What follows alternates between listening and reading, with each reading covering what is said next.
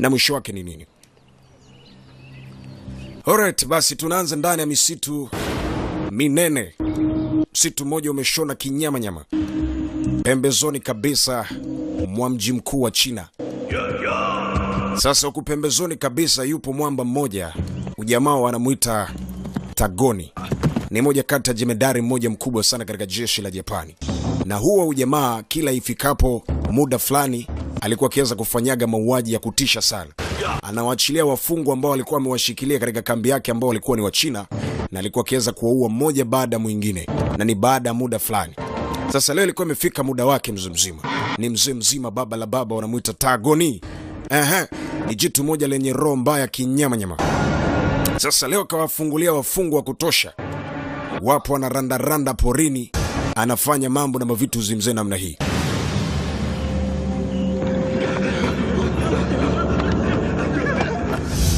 Tazama jinsi hawa hostage jinsi wanavyohangaika ndugu yangu. Jamaa anataka kuwamalizia mbali.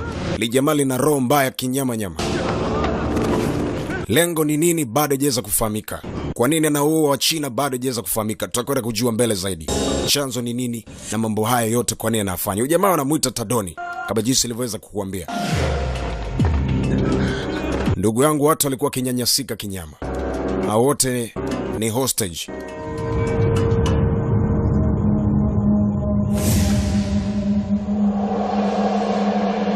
Anaua mmoja baada mwingine.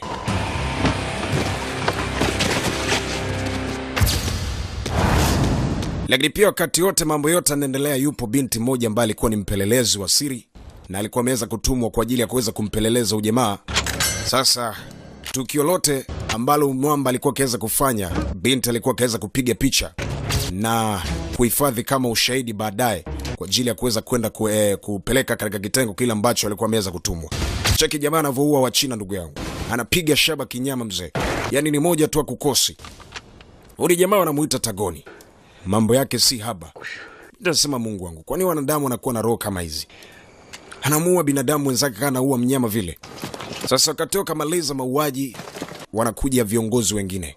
Akiwa ameambatana na mpambe mmoja, ujamaa wanamuita Dodo. Anamwambia mheshimiwa, kazi nzuri sana. Yaani umefanya kazi nzuri kinyama. Kaambia ndo hivyo. Ni wajibu wangu kwa sababu huwa kila siku natamani kufanya hivi. Anasema kweli wewe ni shujaa ambao umeletwa hapa kwa ajili ya kutetea ardhi na kuweza kutetea taifa lako la Japani. Sasa wakati huo binti anazidi kupiga picha, Tagoni akaona mwanga fulani katika kichaka fulani. Anasema kuna mtu mmoja anaonekana hapa anatufuatilia. Sasa gogo, naomba nenda katafute ni nani huyu ambaye anapiga picha. Sasa anachukuliwa na mpambe mwingine moja kwa moja, anazama porini kwa ajili ya kuweza kwenda kutazama pale mahali ambapo mwanga umeweza kutokea. Sasa binti alikuwa kizidi kupiga picha, hajua kwamba tayari vikosi vilikuwa vimeshakwisha kutumwa kwa ajili ya kumsaka.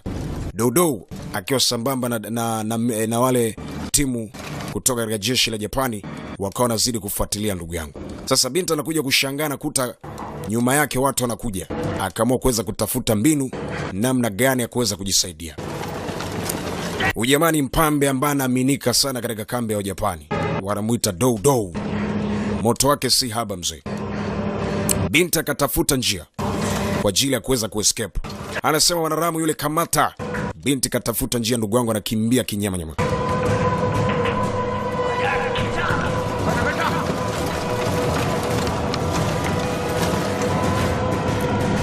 Sasa hali ya binti ni hatarini. Wakati anazidi kusonga mbele, sangapi asijikwae ndugu yangu. Nyuma kikosi kinakuja. Dodo anasema kamateni yule paleti. Cheki hilo kosi mzima. Jeshi la kutosha la Mjapani ndugu yangu. Wanatoka katika kambi moja wanaita Jedi Army, inayomilikiwa na huyo mwamba wanamuita Tagoni. Sasa rafika hapa. Mbele kuna bonge la korongo. Nyuma maadui wanakuja. Sasa binti atakimbilia wapi? Kabaki katika hali ya mashaka, hajui ni wapi pa kukimbilia. Dodo na kikosi chake kinakuja mzima.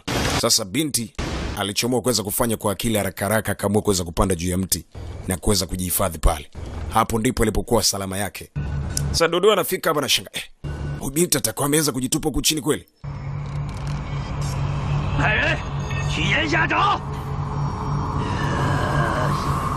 Walipotazama pale binti hakuweza kuonekana. Sasa kikosi kikaweza kurudishwa nyuma. Lakini Dodo kabaki pale ameshikwa na machale. Huyu binti hawezekani akawa ameweza kujitupa huku chini. Hawezi akajitosa hapa. Kumbe binti yupo juu ya mti. Dodo anatoka pale mpole mdogo. Sasa binti ndugu wangu akiwa juu, sangapi chafya isije. Nataka kupiga chafya mzee kaiziba. Sangapi ile jani ambalo kwa ameweza kukanyaga ndugu wangu akadondoka. Nyama shangae. Kuja kugeuka hivi binti huyu hapa. Alimcheka sana. Binti mwisho kajitahidi, mwisho anajikuta kajiingiza katika mtego mwenyewe. Kanaswa. Basi pale kikosi cha Mjapani kinaweza kutia timu na wanafanikiwa kuweza kumkamata binti. Lakini binti, kumbuka, mkononi ana kamera ambayo ina picha zote zinazomuonyesha mzima bwana Tagoni akiwa anafanya mauaji. Sasa tukiachana kule, tunakuja moja kwa moja katika kambi ya Mjapani. Hapa ni Jedi Army. Ni kambi moja kubwa kinyama. Inapatikana ndani ya msitu wa Jedi kama jinsi nilivyoweza kujuza hapo awali. Na wanajeshi wamezunguka kila sehemu. Sasa mzima bwana Dodo akiwa sambamba na wanajeshi wengine walimleta binti katika kambi baada ya kuweza kumkamata. Ambia karibu. Welcome home. Binti anaingia katika kambi hii ndugu yangu. Ni kambi moja kubwa kinyama. Wachina wamefungwa huku na wanapatiwa mateso ya kutosha. Sasa hapa ndani zipo sura 4 chafu kinyama. Na ni moja kati ya wahuni wapo town kinyama nyama. Binti anaingizwa katika kambi hii.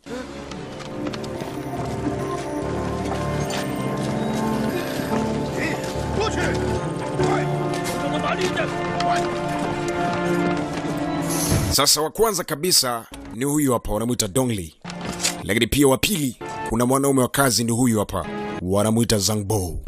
Lakini pia yupo bwana mmoja wanamuita Mr. Chen.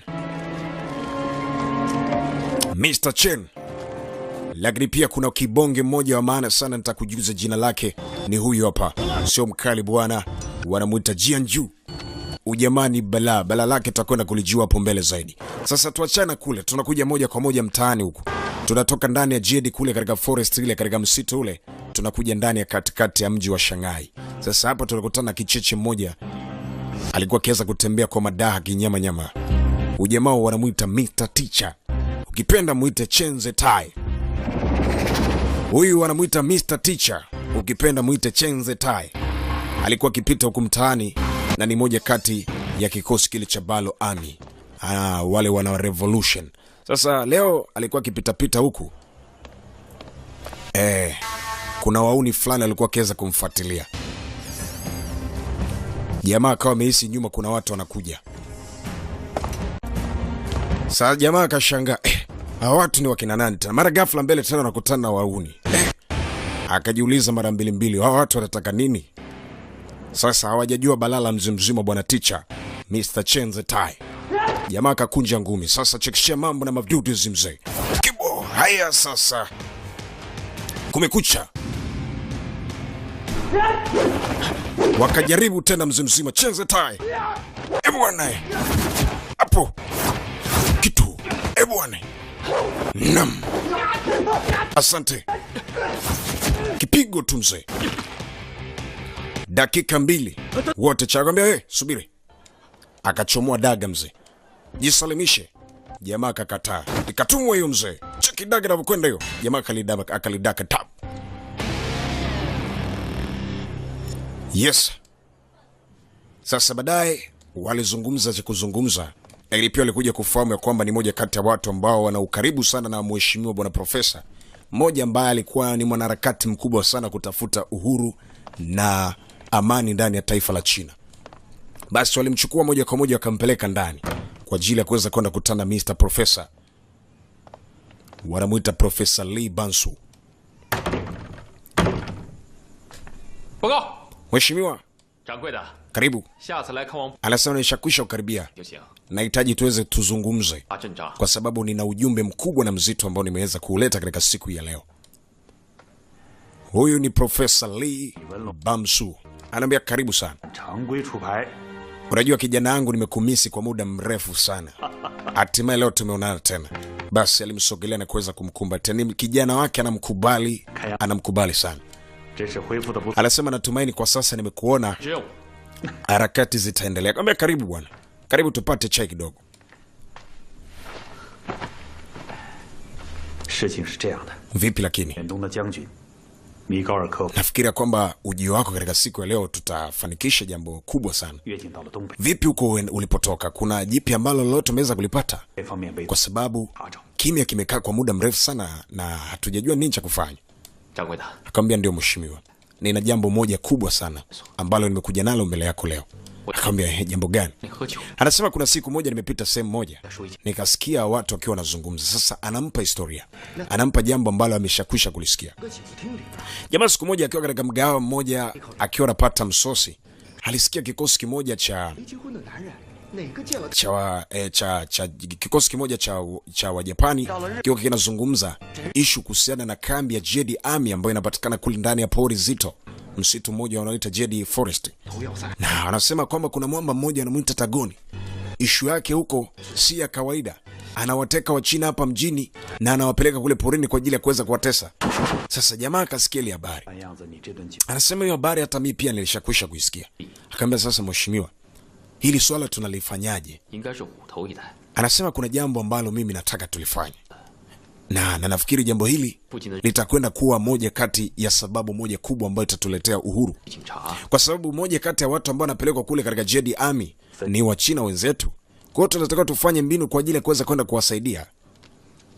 Profesa alivua kofia akamwambia 照片上的人 ni kweli. Sasa alimpatia picha moja. 在长春， Anasema huyu ni binti ambaye nilimtuma kule, 那是被 na baada ya kuweza kumtuma kule mpaka sasa sijui taarifa zake ni nini, 又是虎头要塞， kwa sababu takia nimemtuma kule mpaka sasa 上次你获取的老 hajarudi na hajaleta taarifa yoyote.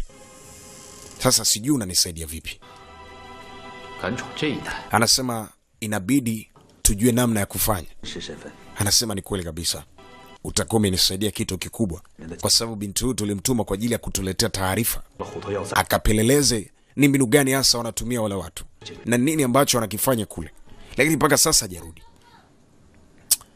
Jamaa alitafakari, 出来难， anasema mimi nitafanya issue, nitamfuatilia binti. 我怕别人啃不下了。 Akaambia utakuwa umefanya jambo la muhimu sana, kwa sababu binti ni moja kati ya watu wa muhimu sana katika kambi yetu. Mr. Teacher Chen Zetai 掌柜的， anasema mheshimiwa, 骨头硬 nitaifanya kazi kwa sababu natamani taifa langu lipate kusimama, taifa langu lipate uhuru, liwe freeness.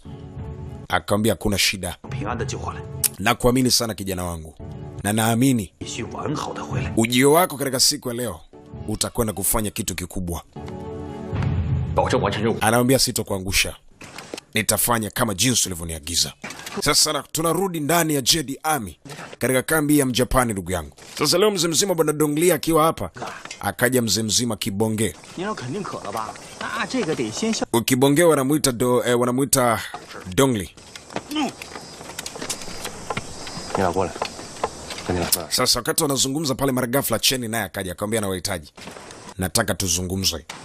Sasa hawa ni wauni fulani walilokotwaga huko mtaani, wakakamatwa wakaletwa huku. Sasa uchali uwaga ana matani sana. Akamwambia wewe Zambo, emka kiume basi, wacha mambo ya ajabu ajabu.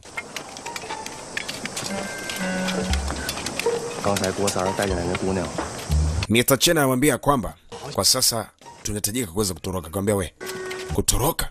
Mheshimiwa, 见人 kutoroka tutatorokaje hapa? 馋吧？你怎么就？ Nisikilizeni mimi, 我说他兄， nimewaita hapa kwa ajili ya kuwajuza kwamba tunahitajika kutoroka. Akamwambia mheshimiwa, unachekesha kweli. Nani atoroke?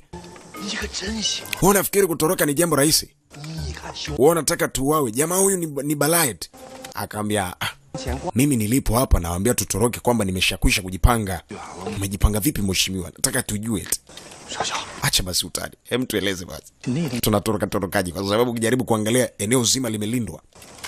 菜 Akamwambia mimi hapa tayari nimeshakwisha kupata kitu ambacho kitatusaidia kutoroka. Sasa kule wanapanga namna kutoroka. Sasa tunarudi kwa mzee mzima, baba la baba, wanamuita Tagoni. Mheshimiwa, 虎头要塞的对 inaonekana kwamba binti huyu ni mpelelezi 党女安 na amekuja hapa kwa ajili ya kuweza kutupeleleza na kuweza kutoa siri zetu nje. 东北境内 Sasa inawezekanaje akaendelea kuishi? Ni bora afe. 这么巧， Akamwambia hapana, 门来了。 tusimuue. 的区域都搜过了，没有发现蛟蛟。Akamwambia mheshimiwa, kwani tumwache? Sasa jamaa wa Mr. Kiparao anamuita Sergio Mino. Wanamuita Sergio Mino. Anasema kwamba mheshimiwa ni bora afe. Mara ghafla mheshimiwa akamleta binti hapa. Binti akaachiliwa pale. Jamaa Tagoni anataka kumoja. Akamwambia karibu. Jisikie upo nyumbani.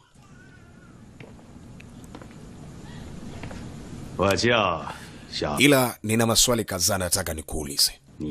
Na utakaponipa jibu itakuwa vizuri. Akamwambia unafikiri kwamba unaweza kunipeleleza mimi? Mimi huwa siogopi.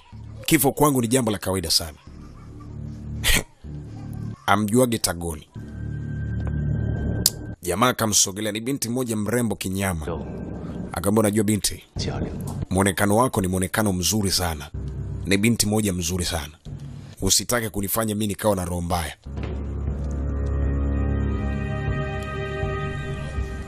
Binti ana jeuri kinyama. Akamwambia bwana, wewe nifungulia ya mapingu unanitesa. Akamwambia hapana, kwa sharti moja. Kama unataka uweze kufunguliwa kwa sharti moja. Akamwambia kwanza niletee maji bwana. Mimi nasikia kiu. Akamuita Dodo, akamwambia lete maji hapa. Binti yani haogopi, yani yupo flexible kinyama. Akamwambia maji haya hapa. So unataka maji? Maji haya hapa. Binti akachukua glasi yake ya maji, akaipiga shap. Hapo unajua kwa mara ya kwanza hakuna mtu yote amewahi kuingia katika kambi yangu akabembelezwa kama wewe. Yawezekana kuna jambo nalitafuta kwako. Binti mzuri kama wewe haustahili kufanya kazi kama hizo. Unastahili kuwa na sisi viongozi wakubwa. Kwa hiyo nafikiri kuanzia leo utakuwa ukifurahi pamoja na Tagoni. Na itakuwa ni vizuri sana. Yani nikikaa karibu yako kuna vitu ambavyo navihisi vizuri sana. Akamwambia usifikiri labda mimi ni mwanamke rahisi kama unavyofikiri. Akamwambia nataka kujua hii nini? Ukweli nataka kujua kuhusiana. Bila sema nipe kamera yangu. Nipe kamera yangu. Akamwambia kazi nzuri sana. San Jamino. Sasa nataka kujua hii kamera ni nani kakutuma na umekuja kufuata nini katika kambi yetu? Nipe kamera yangu. Binti aleta noma, mzee akamkamata. Sasa akaona binti aleta noma, akampeleka katika chumba cha siri. Sasa jamaa anasema kwamba huku mimi nataka tutoroke na nitawafanikisha. Wewe funga. Sasa mheshimiwa tunatoroka torokaje? Wewe nipe tu plani. Akamwambia sasa subirini. Mimi ndo master plan. Na nitawaambia. Akamwambia saa 9 kamili juu ya alama tutaanza namna gani ya kutoroka. Nitawaonyesha vifaa nilivyo navyo na nitawaonyesha mbinu. Akamwambia hapo umefanya vizuri. Hapo ndipo nitakapokuamini. Lakini uniambie tu kisirisiri kwamba tunatoroka alafu hujaniambia plan ya kutoroka ni vipi. Nisingekuelewa. Sasa anamwambia Dongli kwa sababu wewe ndo una weweseka. Inabidi ujitenge kidogo kwanza wafanye mambo yao. Sasa kwa mzee mzima wa Tagoni anashauriwa, anamwambia kwamba huyu binti ni bora uawe.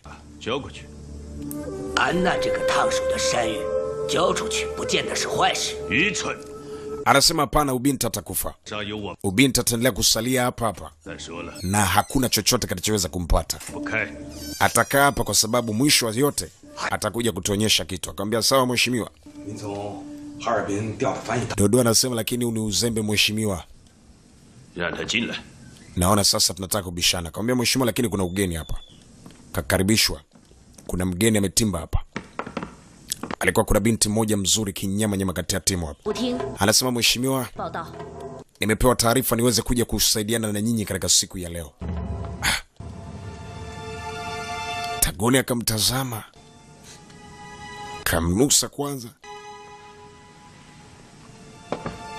Mengfansi, 这个味道很适合你，低调、含蓄，并且充满。Anamwambia karibu sana. Nilipata taarifa zako mapema. Nilijua kwamba ungelifika hapa. Ubinti wanamuita Su ya Juni. Anasema utendaji wangu wa kazi ni mzuri, ndio maana viongozi wakaamua kuweza kunifanya mimi nishirikiane na jemedari mkubwa kama wewe.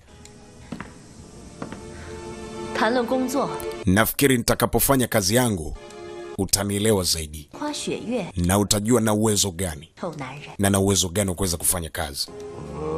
Kambia oh.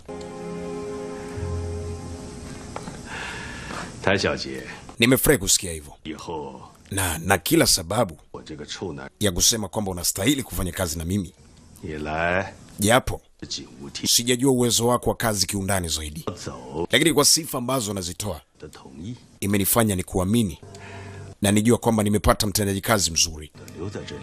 Basi hakuna haja ya kujiuliza maswali mengi, utaingia kazini moja kwa moja. 以后的劳工 Lakini kaa ukijua kwamba sheria namba 1 ya Tagoni, 不得干涉谭小 yeyote anayekwenda kinyume na matakwa ya Tagoni au masharti ya Tagoni huwa lazima afe. Kwa hiyo kubaliana na matokeo ya kwamba kama utakwenda kinyume na amri yangu utakufa. Binti hapo ndipo palipo na kizaazaa. Ameshakwisha kupatiwa onyo. Jamaa anamwambia karibu. Karibu sana ndani. Karibu, jisikie upo nyumbani. Anakaribishwa ndani ya Jedi Army. Ni binti huyu hapa. Wanamuita Sajuni. Yera yera, hilo ndo nyambuleti lenye roho mbaya kinyama nyama. Wanalita Tagoni. Sasa tunakuja nje kabisa. Kuna treni moja inaonekana kuweza kuingia hapa na kuna wasafiri fulani wanaonekana kuweza kuwa town. Na moja kati ya wasafiri ambao walikuwa huko town ni mzee mzima, wanamuita Mr. Teacher. Ukipenda muite Chenze Tai. Sasa kumbuka mzee mzima bwana Chenze Tai tayari alikuwa ameshakwisha kupata kibali cha kuweza kuingia katika kambi hiyo. Sasa leo amekuja huku mtaani na kuna mission moja anataka kuweza kuikamilisha kabla ya kuweza kwenda kule katika kambi ya Jedi Army. Alikuja moja kwa moja katika mgawa huu. Na katika mgawa huu kuna mtu mmoja alikuja kukutana naye. Kaganoko pale. Kagonga. Anamjua vizuri sana. Ujamaa wanamuita Mr. Chen Chao. Hey, Mr. Teacher, upo? Muda mrefu sana hujaonana. Anasema leo nipo, nimekuja kutembelea. Akamwambia karibu ese. Karibu sana. Anamheshimu kinyama na anampenda kinyama. Ni watu ambao wanajuana fika kuanzia zamani sana. Basi alimleta moja kwa moja mpaka ndani katika chumba cha siri, na moja kwa moja kuna boksi moja alikuwa ameziandaa na lilikuwa lina keki. Akamwambia mheshimiwa, ukiona kwa mandhari ya nje unaona kabisa ni keki, lakini hiyo ni master plan mzee. Kumbuka picha nishakwisha kwambia kwamba wanaita mastermind. Sasa mastermind mwenyewe utajua maana yake ni nini. Ni moja kati ya picha ambayo inatumia akili sana. Kwa hiyo twende sambamba mimi nawe ni kuelewesha zaidi. Sasa jamaa akatoa keki, ni mithili ya keki lakini ni master plan. Anasema kwamba katika pori hii kuna kambi hii wanaita Jedi Army. Inapatikana katikati ya msitu. Na mimi huwa nachukuaga vyakula mtaani na vipeleka kule. Sasa jamaa anasema kwamba nataka nisafiri pamoja nawe. Tuende huko ndani ya Jedi Army. Sasa Jedi Army kwenyewe huko ndani sasa mzee mzima kuna mababe. Wa kwanza kabisa ni mzee mzima bwana Dongli. Sasa mzee mzima leo kuna jamaa mmoja anafanya mazoezi, anakuja anawakamata tu anawapa kipigo. Anawabonyeza kinyama. Yaani huyu jamani ana hamu tu kupigana. Sasa anafanya mazoezi katika miili ya watu.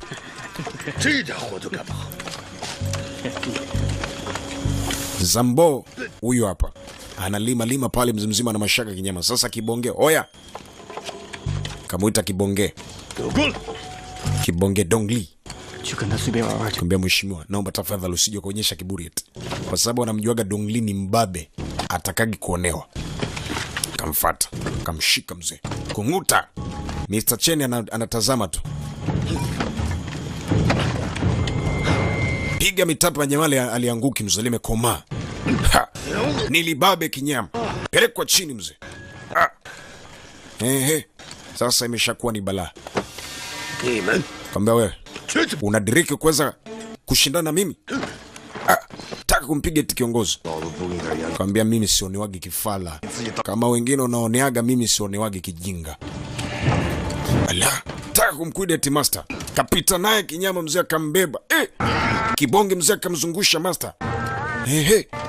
Jamaa kaona huyu anataka kupigana na wakuu hapa, atakuja kuleta noma hapa. We Dongli. We mwanaramu. Mara ghafla mzimzima bwana Tagoni atazia timu pale pale. Ikawa ni salama, lakini isingelikuwa hivyo. Ilikuwa ni hatari mzee. Kaambia jamani, nina taarifa mpya.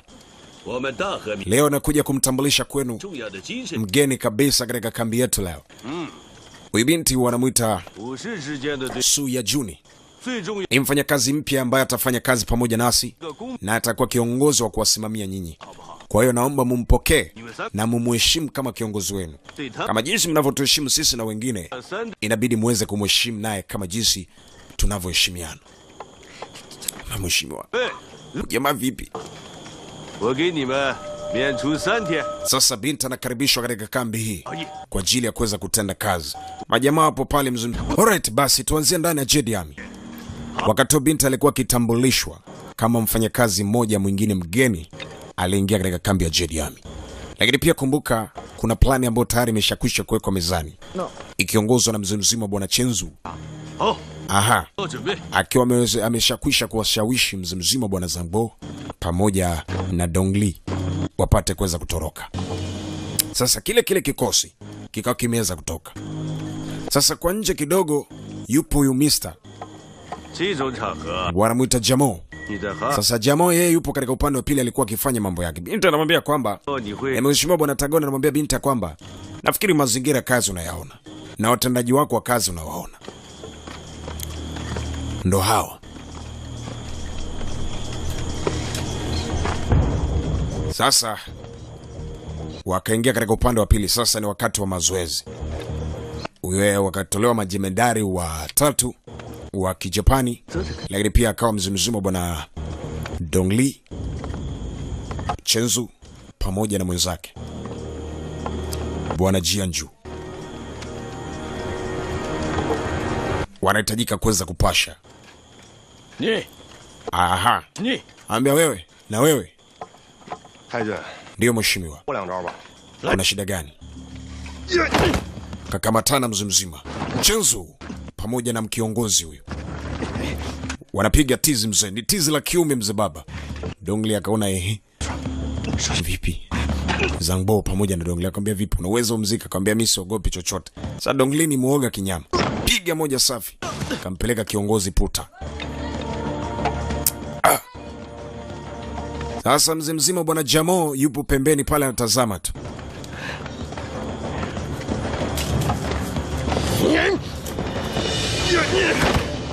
Mpambe akajaribu tena mzee mzima. Aha, mambo ya Chenzu sio hatari. Kampeleka pauta tena. Jamaa kasarenda akamwambia umziki sio jinga kweli. Hongera. Kazi nzuri sana hiyo. Hao ni wa kuwafunza tu adabu. Akaletwa mpambe mwingine mzee. Akamwambia we, kamchagua kibonge. Bonge akamwambia mimi bwana. Wewe mdogo mdogo ni mimi bwana. Akamwambia amtaki mzee mzima bwana Zabo. Zabo kaingia yeye. Sasa mzee mzima ni Mr. Comedy. Oya. Kakamatwa. Amdandia mgongoni. Hata kisawasawa ni moja kati ya mbinu ya mchezo. Hey. Mwini aje huyu? Ambia alikuita wewe. Nenda. Jamaa akaamua kuweza kusarenda. Sasa kabaki kibonge. Akamwambia oya. Nakutaka. Jo. Mpambe akaenda. Sasa mzee mzima Jamo yupo pembeni anatazama.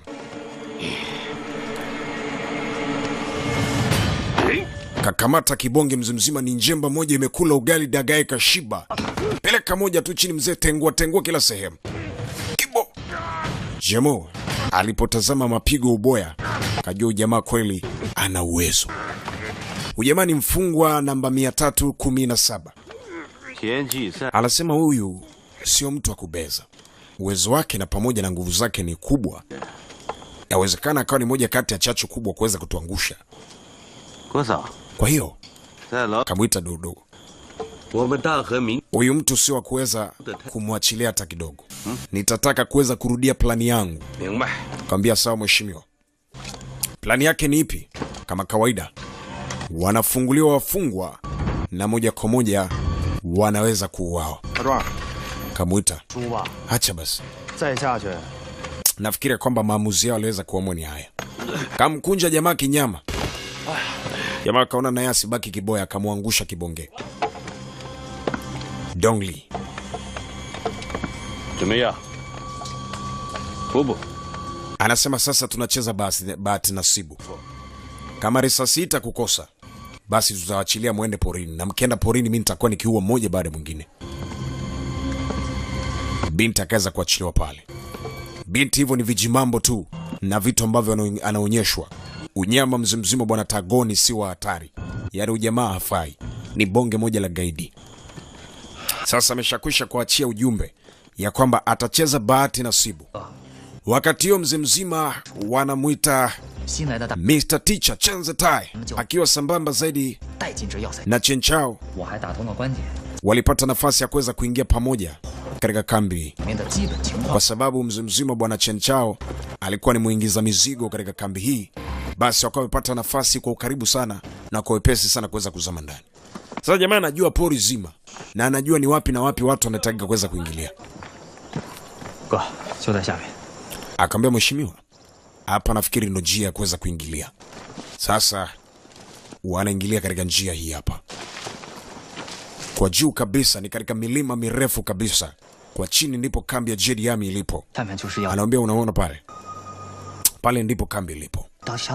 Nafikiri kwamba kupitia hapa ni rahisi sana kuweza kuzama kambini kuliko kuweza kupitia geti kuu. Alisema hamna shida. Hata kunifikisha hapa, nafikiri umenifikisha sehemu salama. Kwa nini mimi kufanya mambo? Arasanta tutumia ule mlima pale kuweza kupima na kuweza kufanya mambo yangu. Kamela gini mheshimiwa, sehemu hii si sehemu ya kubeza, ni moja kati ya sehemu hatari. Yawezekana ikakufanyisha mambo magumu, kaja ukakamatwa ikawa ni hatari. Naomba tafadhali ujichunge na ujiangalie, kwa sababu ukijaribu kucheza tu hapa maisha yako yatakuwa ni hatarini. Akamwambia mimi na uwezo na najielewa na ujua nini ninachokifanya. Kwa hiyo wewe usiogope wala usitie shaka kwa jambo lolote lile. Mimi nitaifanya kazi yangu kama jinsi nilivyoweza kujifunza. Mr. Teacher Chen Zhetai anajikubali kinyama kwa sababu anajielewa. Uwezo alionao na skills alizonazo sio za kawaida. Sasa anapata nafasi ya kuweza kuingilia hapa hapa. Chen Chao atapita geti kuu kuweza kupeleka chakula, lakini pia Mr. Teacher atapitia uchochoroni. Sasa mzee mzima bwana Tagoni leo kama kawaida yake uaga na uaga watu mzee. Sasa leo anafunguliwa wa China au wafungwa wote wanaachiliwa porini. Jamaa kakaa juu kabisa, mzee mzima analenga mmoja baada mwingine. Akamwambia sasa mheshimiwa, nafikiri plani yetu ndo hapa. Tunasepa. Akamwambia ndo hivyo. Akamwambia Zambo, usiogope.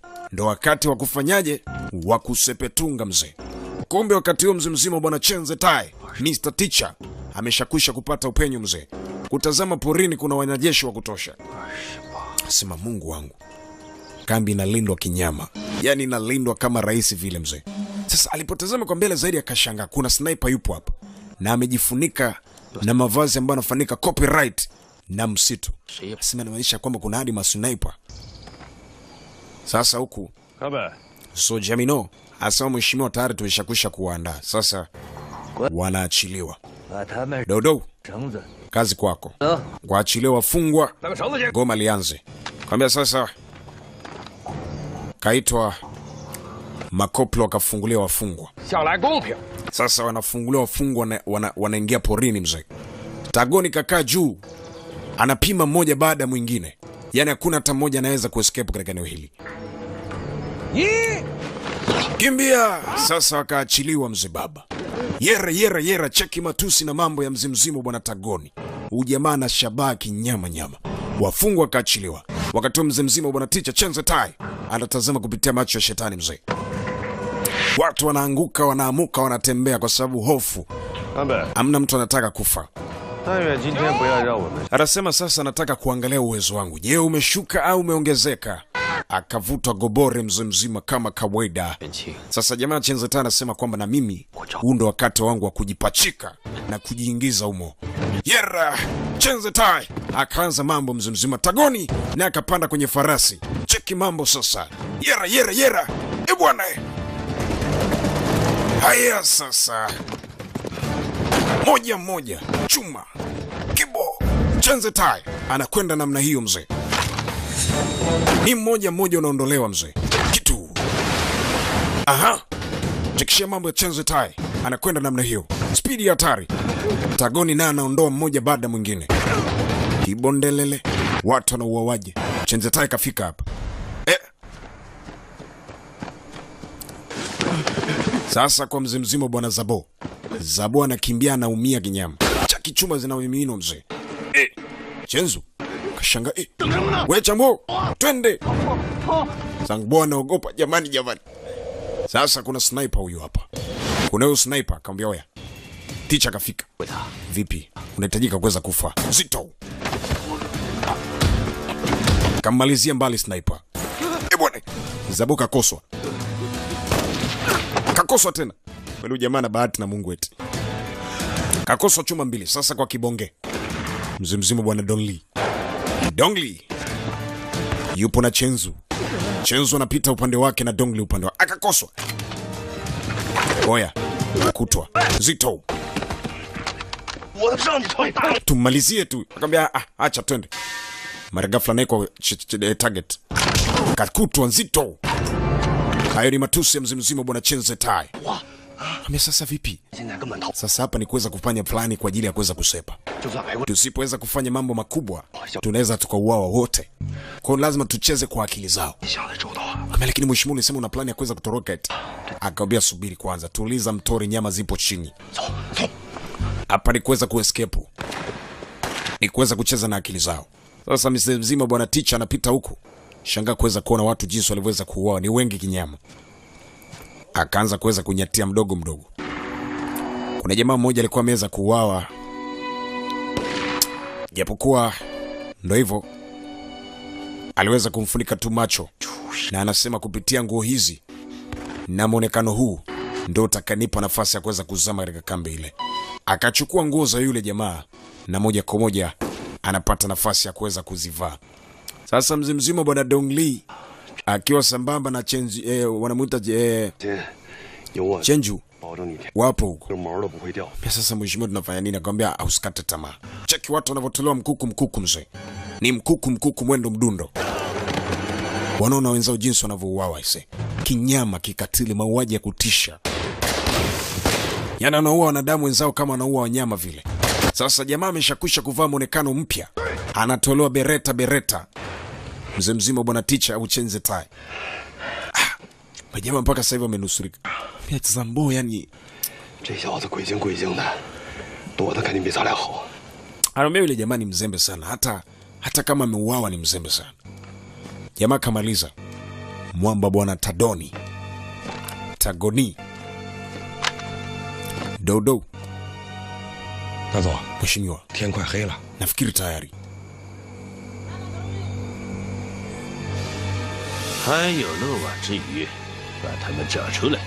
Anasema sifikiri kama nimewamaliza wote. Kuna baadhi ya watu ambao bado wapo. Nafikiri hao ambao wamesalia bahati yao itakuwa ni nzuri. Sasa ndugu yangu, ilikwenda mpaka majira ya usiku, msako bado unaendelea katikati ya pori mzee. Dongli pamoja na mzimzimo bwana Chenzu wanashangaa wamewekewa mitutu. Wamekutwa tena. Mungu wangu.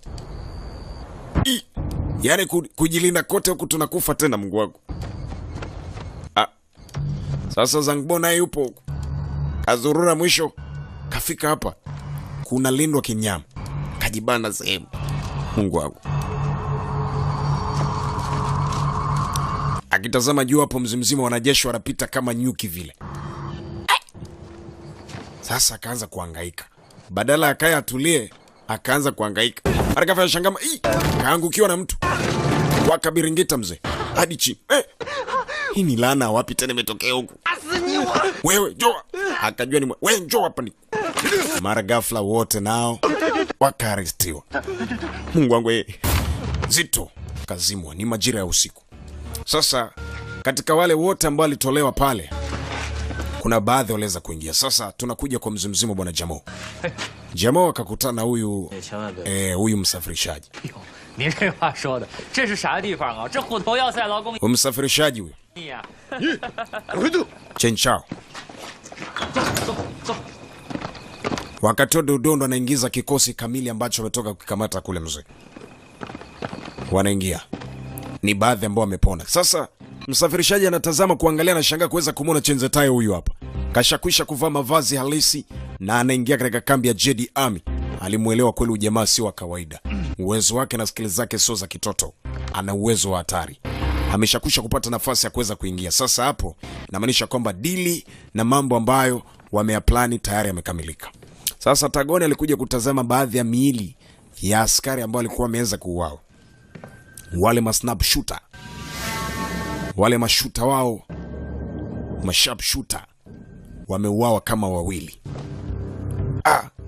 Ni pigo kubwa. Inamaanisha kwamba watu si watu wadogo wadogo, wana uwezo sana. Dada. Anasema acha. Anasema kwamba kuna mtu ameingia hapa. Mheshimiwa, mbona huyu mtu amepigwa hapa onekana hata kovu sehemu? Nakumbuka mzee mzima bwana Tagoni tayari alishakwisha kupima uwezo wa kila mmoja. Sasa alipotazama katika shingo, aliona kuna finga pale, kuna vidole. Ni kama vile anaona matokeo jinsi alivyotokea. Inaonekana kwamba huyu mtu si wa kawaida mzee. Ana uwezo na skills za ajabu. Haiwezekani. Alifanya hivi sio kati ya wale ambao tuliwafanyia majaribio. Yawezekana kuna mwingine ameshakwisha kujipachika. Kambia lakini mheshimiwa tutamjuaje? Tutambainia. Akasema hapana. Njia ni moja tu. Ni bora tu wakose wote. Waliokamatwa wote kurudishwa katika kambi. Naomba watafute mmoja baada ya mwingine, wote wafe. Na hiyo ndio plani ya pekee ya kuweza kumpata na kumbaini huyu muuaji. Kambia lakini mheshimiwa, uone itakuwa ni hatari. Dodo anasema ni hatari. Tufanye hivyo hivyo. Kambia we, funga.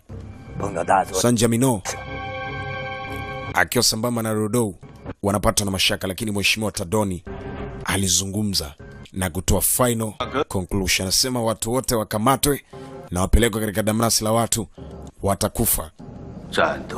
Fanya jinsi ninavyotaka. Amna shida mheshimiwa.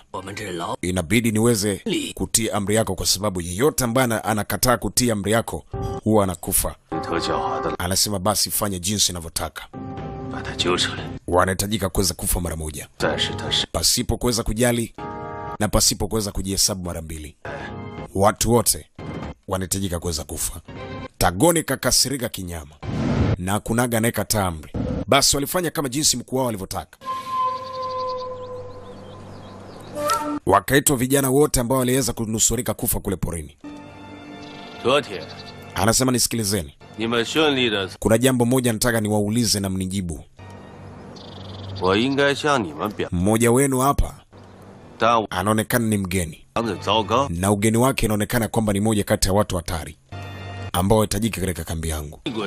Sasa nyinyi kama mnataka kuweza kupona, naomba mumbaini mmoja wenu mgeni hapa, muweze kunitajia. Jamaa kashangaa akasema Mungu wangu, hii mbona ni hatari nyingine hii. Tagoni kamaliza. Sasa mgeni mwenyewe ndo huyu hapa, Mr. Teacher Chenzetai.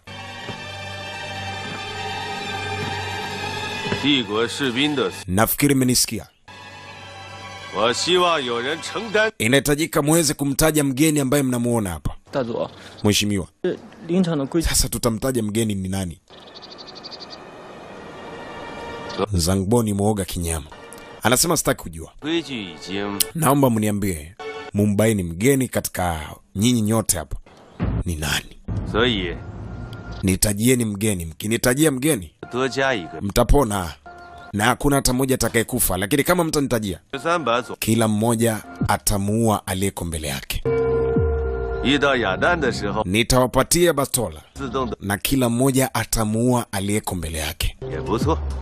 Kama hamtotaka kuweza kumtaja mgeni ni nani, ndilo jambo linalofuata. Kamuita Dodo, kila mmoja anapatiwa bastola.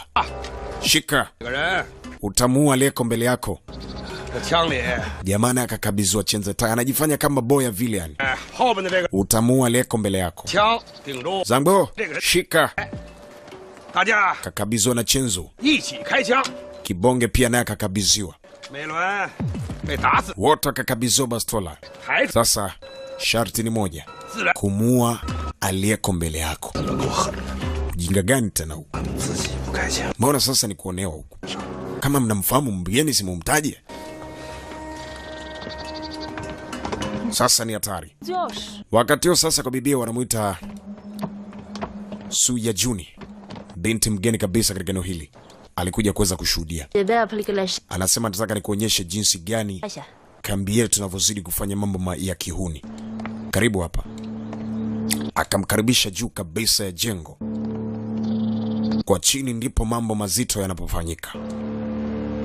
Anaona jinsi watu wanavyokabizwa bastola kujiua wenyewe. Anasema nafikiri mmenielewa. Mkibaini ya kwamba mgeni ni nani, basi nyinyi mtakufa, lakini kama mtu sema mgeni ni nani, mtakufa. Mtakufa. Sasa jamani, mfungwa namba 5257. Zangbo. Chenzo akamwambia Zangbo, acha ujinga, usiogope. Kwambia sasa tunakufa eti tumtaje. Zangbo anataka mtaje wa mbele yake.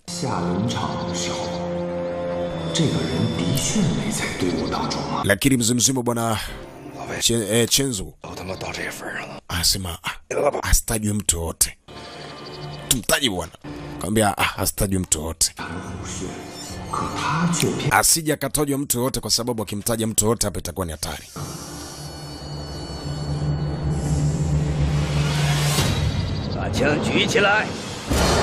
Sasa jamaa anasema kwamba mtajeni, kama mumtaji mnakufa wote.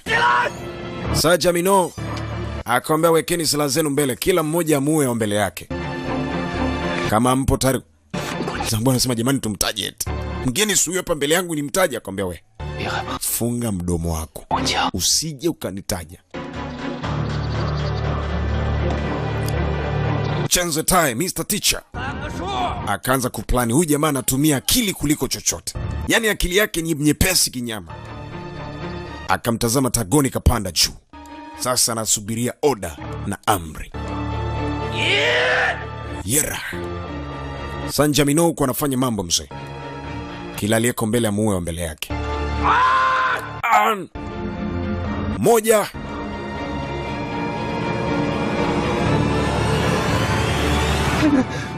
Mara ghafla mzee mmoja anasema jamani ni mimi.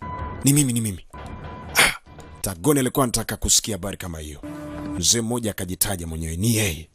Kuliko watoto wafi akajitaja ni yeye. Tagoni akamshukia. Ni wewe umefanya mauaji? Ni wewe? Ongea ukweli. Nipatie bastola yangu. Akampatia bastola. Ndio uliweza kutumia. Kwa hiyo umeona kuliko wenzako wafe bora ujitaje, si ndio? Sasa unaonaje ukafa? Unaonaje ukafa? Shika jiwe. Lakini mheshimiwa,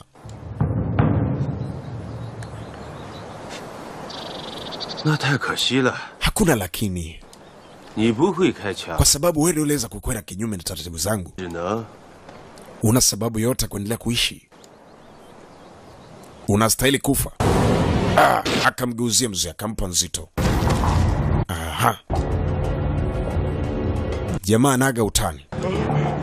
Akampa nzito mzee. Binti kakaa juu, anashangaa.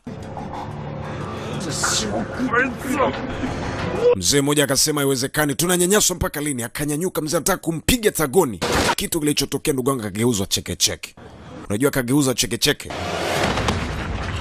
Alijitolea kwa ajili ya kuweza kummalizia mbali, lakini akajikuta yeye ndo anaweza kumaliziwa mbali. I see. Ujamaa pamoja na watu wake ni watu wenye roho chafu. Ni moja kati ya watu hatari. Kumbe unaona, unasababisha mauaji ya watu wengine. Angalia ndo mgeni. Sasa Chenzo aliweza kumuona ujamaa na akabaini kabisa ujamaa ndiye mgeni hapa. Anasema kwamba ujamaa lazima tuweze kumuoji ni nani na ni kwa nini ameingia katika kambi. Anasema mheshimiwa, nafikiri kwa katika hawa wawili waliweza kufa hapa ni wao ambao waliweza kuhusika. Alipotazama jua kama binti aweza kuona mambo yote na ameweza kushuhudia mauaji yote. Yes, huo ni unyama mzimzima bwana Tadoni. mambo yake si haba, yani ana roho mbaya kuliko ibilisi, ni shetani, yani ni zaidi ya shetani mzee. Basi maiti za wale vijana wawili waliweza kuuawa zilitolewa, na jamaa akawa amepata nafasi ya kuingia hapa pasipo kusanukiwa. Kama kawaida, shughuli zinaendelea. Sasa leo katika upande wa pili kwa mzee mzima bwana Chenzu analimalima hapa. Saa ngapi asiotee nondo? Kaotea nondo. Dongli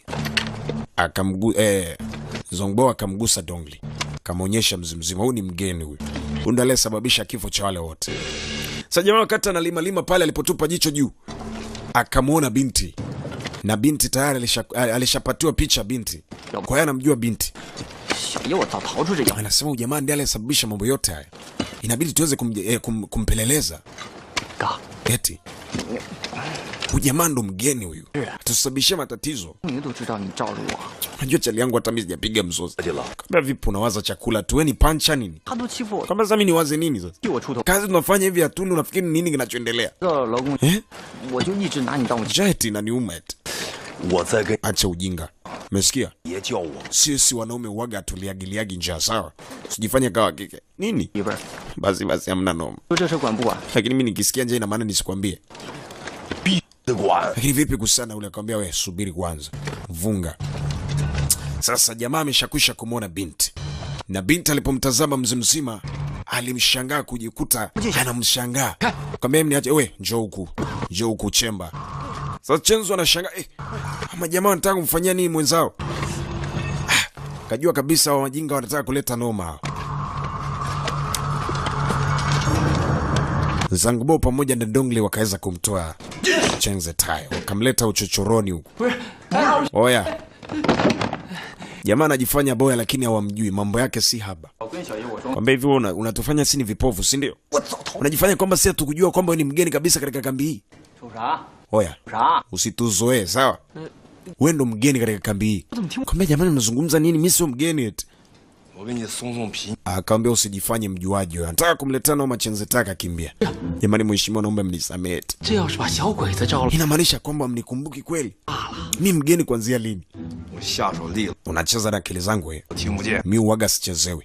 Mpasue eti huyo. Mpige maana analeta ubisho katika jumba la sanaa huyo. Pasua. Akaenda mzee anataka kumkwida. Jamaa akatafuta rungu zito. Akabeba rungu hiyo hapo mzee. Anataka kumngoa. Akashangaa kibongea kama Mungu niachie eti. Kwambia sasa nisikilizeni. Simefikiria kwamba mimi ni mzembe kama mzembe wengine. Sinileteza kujua nitawakunja. Mwachie basi mwenzetu. Mwachie tunamuua. Mwachie tunamuua wewe. Anataka kukimbia kaitwa. Anamuua eti mwenzake. Chenzu kafika. Anamuua eti mwenzake. Nenda kamuokoe. Kibonge katoka hapo mza. Unaona huyu jamaa? Nataka kunitoa roho eti. Kakutana Chenzu. Chenze Tai pamoja na Chenzu. Oya.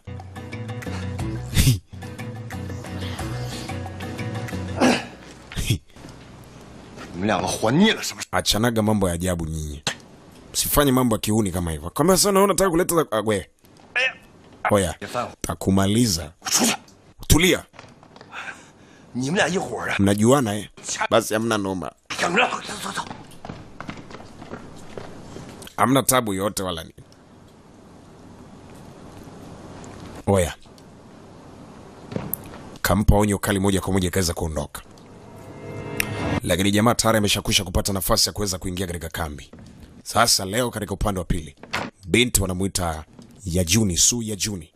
Alikuja kukutana na mheshimiwa Bwana Tadoni na wakaweza kuongozana moja kwa moja mpaka kwa binti yule mwandishi wa habari.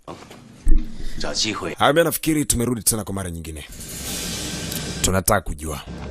Binti akasimama. Kama mwanaharamu mkubwa wewe. Jangili mkubwa usiokuwa na roho ya huruma. Anazungumza nini huyo? Mbona simuelewi? Ujangili kwangu ni jambo la kawaida. Mauaji kwangu ni jambo la kawaida. Akamwambia hivi wewe, roho za watu unazoziondoa, sutaniua hata mimi kweli wewe?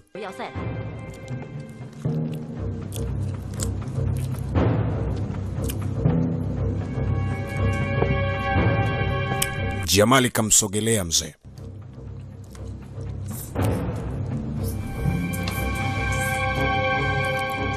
Anna 小姐， Anasema hapana, 我很钦佩你的勇气， kwa jinsi ulivyo nafikiri huwezi ukafa, 自己的生命 lakini kama utakwenda kinyume na mimi 对每个人来说， itakuwa ni rahisi sana kufa.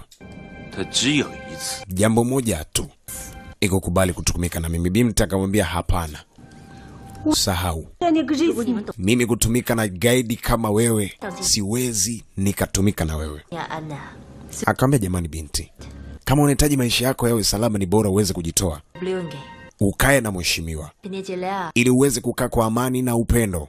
Akamwambia hapana, siwezi. 中国有句古话， Akamwambia hamna shida, lakini ipo muda na saa utakubali. Taka kumshika binti ataki. 识时务者 Anasema kwamba 为俊杰。 Thagoni hajawahi kushindwa na hata kaa ashindwe. Hata kama umekataa leo, kuna kesho na kesho kutwa utakubali tu. Mzee mzima akaweza kuondoka. Binti ameshakwisha kushuhudia mauaji mazito anayoyafanya ujamaa. Ni moja kati ya watu wenye roho mbaya, ni makatili kinyama. Sasa leo jamaa akamfuata Dongli, akamwambia mfungwa namba 55237 ni nani wako? Mbona umemtetea? Unajua chochote kuhusiana na ule mfungwa? Hem, niambie. Niambie. 那个少校 Mheshimiwa, nataka kujua ile swali alikuuliza, huyu mfungwa namba 55237 unamjua? Kwani umemtetea? Akamwambia fungeni basi midomo, njoeni tukae chini tuzungumze yetu bwana. Haya, huyo hayatuhusu, kaeni chini tuzungumze yetu. Akamwambia nataka kujua mfungwa namba 55237 unamjua? Kwa nini umemtetea? Anatudhuru sisi, unamtetea?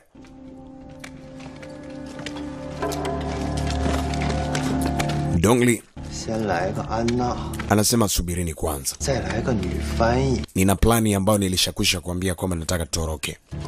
Sasa si mnataka kujua?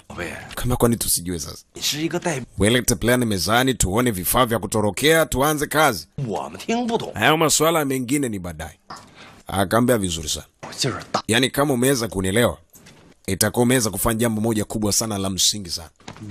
Ndio maana uwaga wakati mwingine na kuonaga kichwa wako tena kuwaga nzuri. Akamwambia sasa lete plani mezani bwana.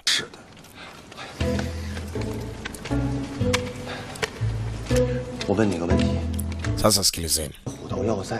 Unajua nini? Nina zana kadhaa. Cha kwanza na kipisi cha nondo. Lakini pia nina kamba ambazo zitatusaidia kuweza kutoroka. Sasa ziko wapi? Unajua ukiona mweleza mwenyewe mimi unieleze, itakuwa ni kitu ambacho hakiwezekani eti. Mungu wa kujamaa anachukia kwa sababu wote anaowashirikisha katika plani wote ni vichwa maji yani. Vichwa vyao vipo spidi kuliko treni ya mwendo kasi.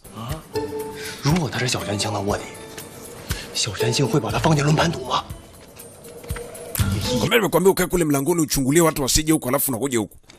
Jamaa karudi mlangoni. Na mimi nataka kusikia eti. Wenyewe mna plani wenyewe tu, mimi hamtaki kunishirikisha. Kwa mimi umenisikia sasa.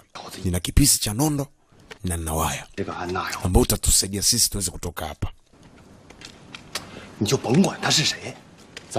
Angalia watu wetu wasije huku.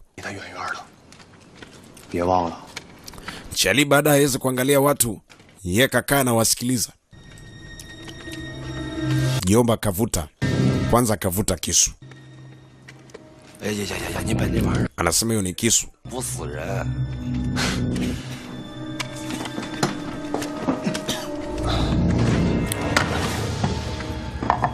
Mwisho kavuta na mamitambo mzee. Ani mabomu pamoja na waya huu hapa. Mheshimiwa yote umeleta. Kia Mungu jamani, mwizi huyu. Ameshapita na mabomu mawili, waya pamoja na kisu.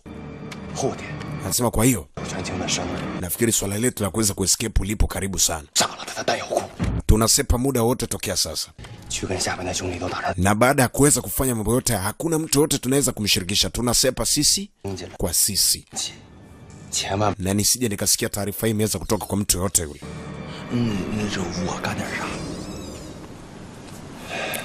Sasa tatizo ni kwa huyu jamaa. Kwa hiyo tunakwenda kujipanga, tutarudi baada ya muda fulani. Akamwambia hamna shida. Basi jamaa akarudisha vifaa pale, anapita tu mara ghafla, Mungu wangu, wamefumwa. Jamaa kaficha ficha haraka haraka pale. Askari alikuwa akiweza kupita katika eneo hili. Chenzo pamoja na wenzake ilikuwa bado hajaweza kuonekana. Huangshi. Nasema nishakwambia uzembe hautajiki bwana. So, nenda basi.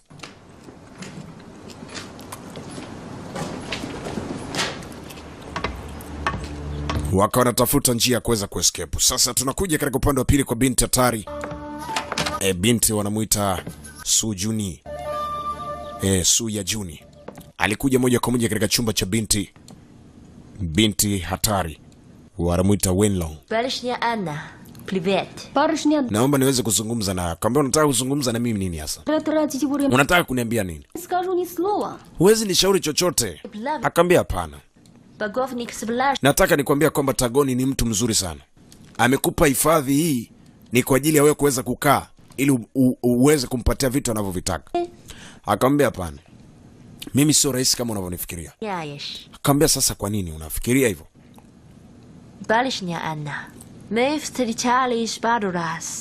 Unajua siku zote unapopatiwa fursa inabidi uweze kutumia fursa mapema kuliko ile fursa haijachacha. Binti akacheka kweli. Akamwambia kumbe. Unaona hivyo? Siwezi nikafanya kitu kama hicho. Sahau kabisa. Hai. Huku jamaa anapokea simu, anasema sawa. Kuna taarifa fulani ambazo amepatiwa.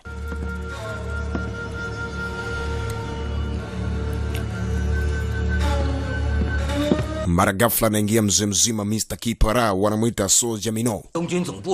Kabla mheshimiwa, nafikiri binti amekwenda kuojiwa lakini bado hajaweza kurudisha imani yake kwako.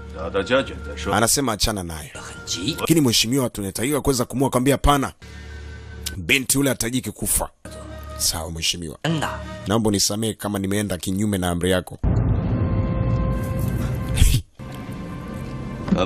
Kumbe unataka kuweza kunipanda kichwani, si ndio? Nikishakwisha kuzungumza hakuna wa kupinga. Kwambia lakini mheshimiwa, nitakufuata kila siku. Kwambia ndio. Unahitajika kuweza kunifuata kila siku na kufuata maagizo yangu. Sawa? Binti anahitajika kuweza kufa wala kufanywa chochote kitu. Binti anahitajika kuweza kuangaliwa na kulindwa. Kwa sababu tayari mzee mzima bwana Tagoni ameshakwisha kumpenda. Hii hapa mzee baba. Okay.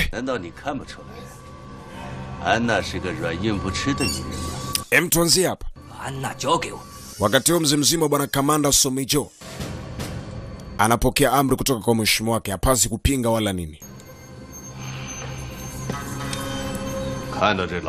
Anasema sasa nataka nikwambie kitu kimoja. Hao wafungwa wote wanatakiwa kuweza kuwekwa chini ya ulinzi na kuweza kumbaini ni nani anayefanya vitu kama hivi. Haiwezekani kawa ni wale wawili.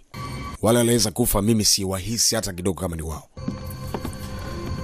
Tagoni ana machale kinyama na anaelewa uwezo na sifa za kila mmoja katika kambi hii. Sasa haiwezekani kirahisi tu wale wazee waliokufa ikasemekanika kwamba ndio aliweza kufanya mauaji.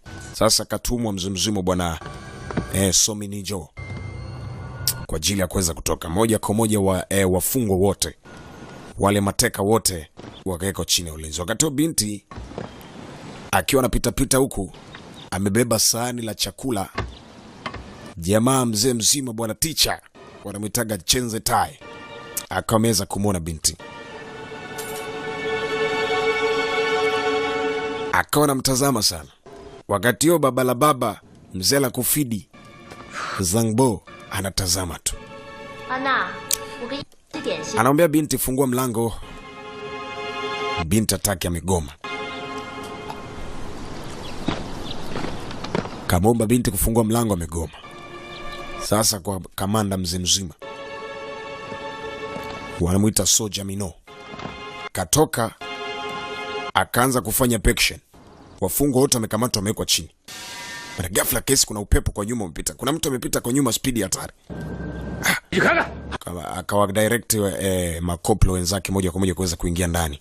Sasa mzee mzima baba la baba wanamuita Chenze Tai Mr. Teacher. Anamtazama mzee mzima bwana Sam Gemino kwa sababu anajua kabisa huyu jamaa ndo kisebusebu huyu. Huyu jamaa ndo mwenye kila kitu. Sasa jamaa kaja moja kwa moja mpaka katika mashine hii.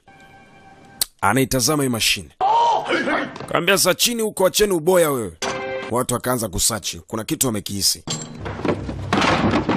Tandoni ni hatari mzee. Tagoni kagusa hapa, akahisi kuna kitu kigumu kwa chini. Sasa kwenda kutazama katika meza hii kwa chini, akachomoa ule waya. Sasa kumbuka uwaya ni mzee mzima bwana Chenzu aliweza kuweka hapa akiwa sambamba na Dongli pamoja na Zangbo, na plani yao ilikuwa ni kuweza kutoroka na yale mabomu mawili haya hapa. So Jomino kakutia vifaa vyao vyote pale. Sema inaonekana kwamba watu walikuwa wanataka kuweza kutoroka. Kuna watu walikuwa wanataka kuweza kutoroka. Mabomu na vitu vyote akavifuma. Kavileta kwa mkuu wa kambi. Umetoa wapi? Anasema mheshimiwa, nimeweza kuvikuta kule katika chumba katika vyumba vya hostage. Haiwezekani. Hao watu walikuwa wanataka kuweza kutoroka. Sasa inabidi kuweza kuwaleta chini ya ulinzi na kuweza kuwahoji. Kwa nini wanataka kutoroka? Tagoni atakagi mchezo kabisa. Katika kazi zake huwa hataki uchezo hata kidogo. Kambia mheshimiwa, tunafanya nini hapa? Inabidi tuweze kumhoji mmoja baada mwingine ili tuweze kubaini ni nani hasa. Kambia hapana. Unajua kumhoji mmoja mmoja yawezekana wakatuficha. Ni bora tuweze kutega wote kwa pamoja, wakikataa wajue peke yao. Lakini mheshimiwa, kumbuka plani hii ilishakusha kufeli ya kwanza. Anasema naamini ya kwamba mara hii haitafeli. Mheshimiwa, hii plani haifai. Kambia hapana, tutaitumia hiyo hiyo. Mheshimiwa, nilikuwa na plani nyingine. Kwa nini tusiwatege hao watu? Tutawatega vipi sasa? Angali hao watu wanaonekana ni wajanja na wana uwezo. Tujaribu kwanza hii. Tukifeli, tutarudia ya kwako hiyo ambao unataka kuweza kuileta mezani. Mimi nafikiri kikubwa kwanza hao watu wadhibitiwe, kwa sababu yawezekana kuna mjanja zaidi kaingia katika kambi. Mara ya kwanza tukupata usumbufu hivi. Yaani ujio wa mzimzima una Chenze Tai katika kambi hii inaumiza watu kichwa kinyama. Watu wanaumiza vichwa kinyama usiku na mchana hawalali. Anasema mheshimiwa, kama jinsi ulivyosema kwamba kuna ugeni hapa ni kweli. Sasa tutatumia plani. Ikifeli tutatumia kwangu, lakini naamini itafeli. Samini Joe anajua na anaelewa. Wanamuita Samini Joe. Anasema jaribu. Ukishindwa mimi nitakuja. Vizuri sana.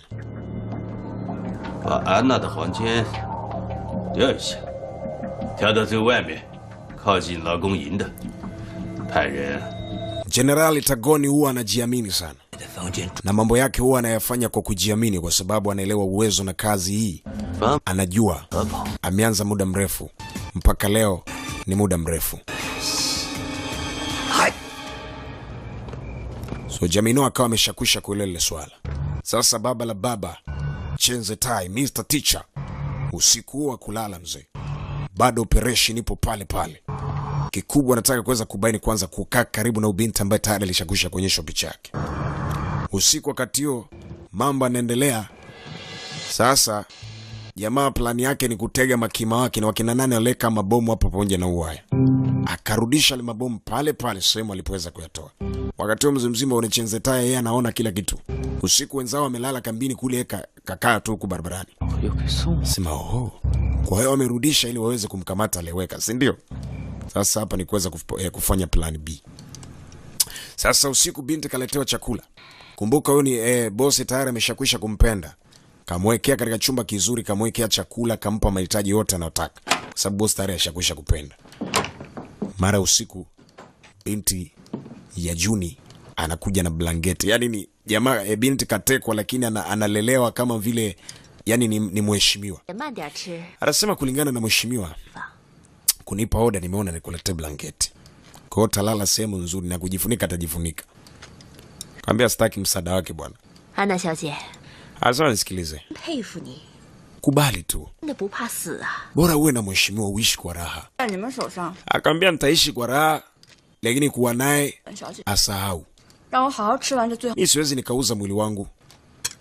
Binti anapiga msosi laini ndugu yangu. 饭啊， Kaambia nisikilize bwana. Kubali. 大佐体贴你， Unajua siku zote 换一个方。 ni bora utumie fursa iliyoko mbele yako kuliko baadaye kaje ikabadilika kama mateso kwako. 凭什么你们说换就换？ Akamwambia hivyo ni nani hasa? Mbona unanishauri vitu vya ajabu? 通风比较好。 Akamwambia mimi nakushauri kwa sababu nakupenda. 你算老几啊？ Ungelikuwa unanipenda usingenishauri nikafanya mambo ya kipuzi kama hayo. 你们两个，带安娜小 Anasema unapewa ulinzi, 姐 unapewa chakula, 好了， unapatiwa malazi mazuri. 啊， Utakuja uishi kama mtumwa eti. Ha. Binti anatijika kuweza kukubali. Akikataa tu ni shida. Yaani atateseka sana katika kambi hii. Sasa mzee mzima imekwenda mpaka majira ya usiku ndugu yangu. Jamaa Chenzetai alikuwa ameshakwisha kurudi katika kambi huku kusemu wenzake wanapokaa. Sasa usiku jamaa alalagi mzee. Akaamua kutoka tena kadamka usiku. Sasa leo mzee wa machale, mzee wa msosi akasanuka naye Zambo. Akaamua kuweza kumfuatilia nyuma. Huyu jamaa waga naye alalagi ni ranja kinyama. Sasa mzee mzima bwana Chenzetai teacher kaanza operation yake usiku huo. Anataka kuweza kutana na binti. Sasa katoka nyuma mzee mzima bwana Zangbo naye anamfuata. Anamfuatilia kuweza kumuona ujamani wapi anaenda. Satellite zinapita ndugu yangu woso bala. Yale mataa ya usiku ya walinzi ndugu yangu. Jamaa anapenya baada mwingine, anapenya kambi baada ya kambi mzee. Anazama ndani. Chenzetai, jitu lenye akili hatari. Ni mdogo ndio mwendo mzee.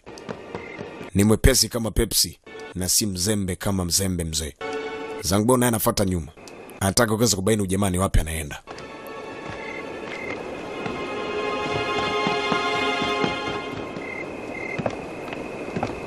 Sasa kwa mzee mzima, mzee wa machale kundesa.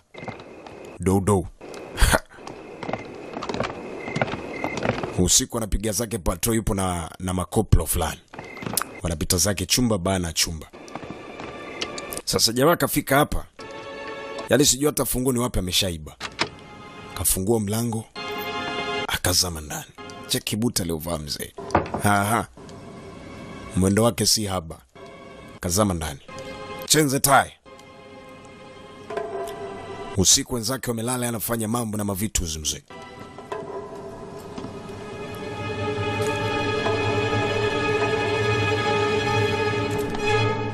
Sasa alikuja moja kwa moja mpaka chumba cha binti, akamshika akamwambia, tafadhali naomba usipige kelele. Tafadhali. Tafadhali usipige kelele. Mara ghafla mwanga. Binti apiga kelele. Dodo akasikia kelele mzee. Purukuta. Mara tai kazima. Dodo akaona huku binti mbona apiga kelele tena, kuna nini? Shavamiwa nini? Kaenda katika chumba cha binti. Wewe binti, kuna shida gani? 我没事， Hasema hamna shida yoyote. 还做了个噩梦。 Nilikuwa nimeshtuka tu ndotoni. Dodo akatoa amri mlango uvunjwe ingie ndani. Fungua mlango akaingia ndani. Puta binti amelala. Nini?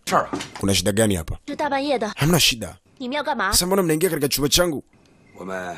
Akamwambia hapana, tunataka kujua ni nini kilichokupata. Alisema nishasema hakuna shida. Sasa kumbe mzimzima bwana Chenzetai kajificha chini. Sasa huyu jamaa na machale kuliko hata simba. Akamwambia kumbe likajisogeza mzee. Cheki hiyo buti. Chenzetai kakaa hapo, ndugu wangu anatetemeka. Aha. Sasa binti akajua kabisa udodo waga ni balaa. Jamaa yupo hapo chini mzee. Anapeleka shingo. Taka kwenda kuchungulia chini. Taka kupeleka kichwa mzee, binti akamsukuma. We kwenda. 你再看， Ujinga gani mnafanya? 给挖掉。 Hem, tokeni katika chumba cha binti. Mnafanyaje katika chumba cha binti? Baba samani. Samani. 就早些休息吧。 Tuwie radhi ese. Lakini jamaa ameshakwisha kusanuka, haiwezekani. Binti mbona hajawahi kuaga mkali? Kumbe chini mzee mzima mkali wao bwana Chenze Tai yupo. Binti akazima taa. Yaani kamsaidia Chenze Tai kuliko kitu chochote. Sasa huku kwa baba yako. Dodo. Akaamua kuweza kuja moja. Oya. Huyu jamaa ametoka eti. Anamwambia akamletea taarifa mzee mzima bwana Chenzu. 我是去找安娜的， Ambia sasa 我真纳闷， mpaka sasa hivi hujaweza kubaini ni nani, kwa sababu cha kwanza tangia amekuja hapa anafanya shughuli za kipelelezi 个山楂。 na hajawahi kueleza chochote wala kuwashirikisha chochote. Sasa nao kumbuka, wana plani yao kutoroka.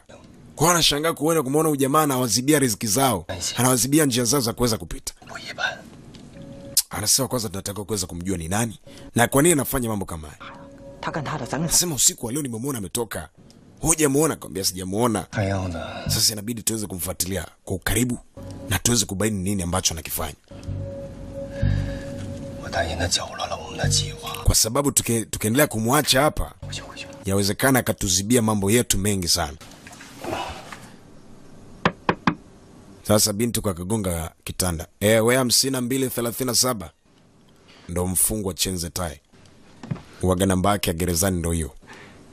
Kumbe wanafahamiana vizuri sana binti. Nataka kumpelekea kibao mzee, jamaa akakwepa. 刚刚还帮了我， Akamwambia sasa na wewe umefuata nini huko? 是天鹅肉， Anasema 家长不亏。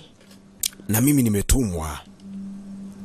5237 5237. 清大 Nilishangaa sana nilipokuona. 头狼 Na nikashangaa umefikaje huko. Yaani kweli nimeamini ya kwamba wewe ni bonge moja kati ya watu mnatumia akili sana.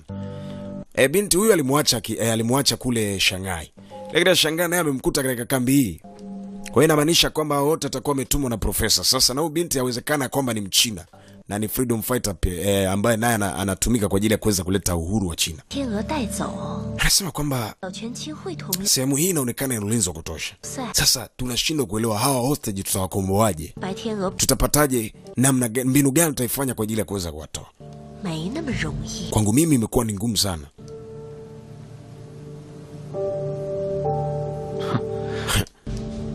那我就好奇， Sasa unajua nini? 你为什么要帮我？ Mimi natumaini kesho tutaongea yote. Tutayafanya yote, tutaelewa. Sasa turudi kwa mzee mzima bwana Tagoni ya Tirou. Kawasha njita kiberiti, mwisho akaizima. Fwana ananusa ile harufu. Mheshimiwa, 慌什么？ kuna shida gani? 出什么事了？ Unapokuja kwangu 刚才 mheshimiwa, 我的时候， na taarifa nataka nikupatie. 谭家的屋 Katika chumba cha binti 大叫了一声， kuna mtu yupo kule 亮了一下。 na binti amekataa kata kuweza kuniambia ni nani. 大先生， Sasa ingelikuwa kama ni kiongozi, ningelikuhitaji uweze kuelekea kule kwa ajili ya kuweza kwenda kuangalia ni nani aliyepo kule ndani. Inaonekana kuna mtu kule ndani. 咦， Una uhakika? Kaambia ndio. 跟我走一趟。 Haya, twende. Sasa mzee mzima bwana Tagoni akiwa sambamba na Dodo wanakwenda katika chumba cha binti. Binti huku 出去， anazidi kuzungumza na mzee mzima bwana Chenze Tai. 直上路。 Akamwambia hakikisha unafanya kazi kwa uhimili mkubwa 摊贩， ili tuweze kufanikisha hili swala. 你可是警务厅， Hasa lengo langu kama jinsi nilivyoweza kumwahidi profesa 还需 ni kuhakikisha kwamba Wachina wote wanakuwa katika freeness. 小泉清， Kaambia basi hamna shida. 他已经把我的调令 Sasa wakati huu ni usiku sana, unahitajika kuweza kuondoka kwa sababu muda wote na saa yote mheshimiwa anaweza kuja huku.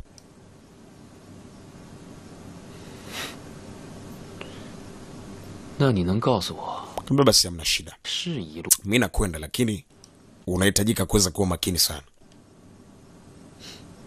Sawa? 你说呢？ Kaambia hamna shida. Usijali. Binti yupo. Mara ghafla mzumzima bwana Tagoni akiwa sambamba na Dodo anakuja mzee. Jamaa akafika mlangoni akanoku mlango. Sasa jamaa sijui yupo ndani, sijui ashatoka. 谁呀？ Kuna shida gani? Fungua mlango. Nataka kuzungumza na wewe. Binti akaja akafungua mlango. Yes. 左， Kuna shida gani mheshimiwa? 这么晚了， Mbona usiku namna hii? 这儿吗？ Kuna shida gani? 谭小姐， Anasema nataka 我刚才 niingie ndani kwako. 你住在这个房间， Kuna kitu nataka kuweza kubaini. 噩梦，很是为你担心， Kwa sababu nimeweza kusikia kwamba kuna mtu yupo huku ndani. 特地上来看看。 Naomba uweze kunieleza ni nani? 啊， Akamwambia oh, 可能是 kuna 新换了房， kijana mmoja aliweza kuingia huku, 不踏实。 lakini tayari ameshakwisha kutoka.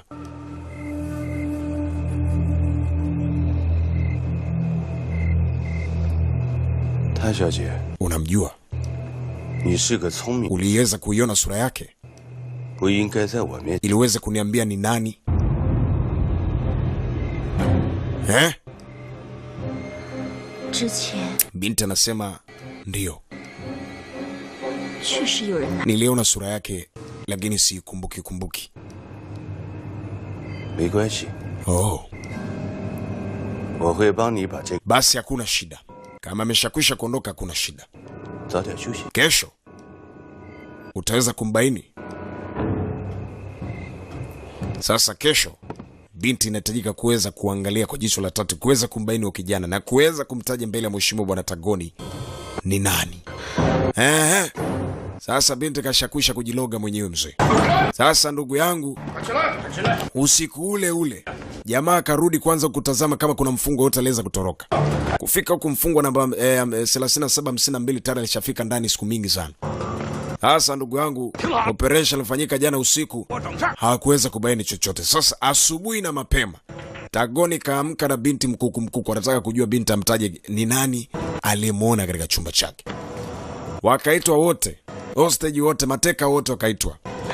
Mzee mzima, baba la baba, mzee lenye roho mbaya, limekula sijui sumu, lina roho chafu kinyama, libongewa garamu ya gadudu kinyama, ligumu.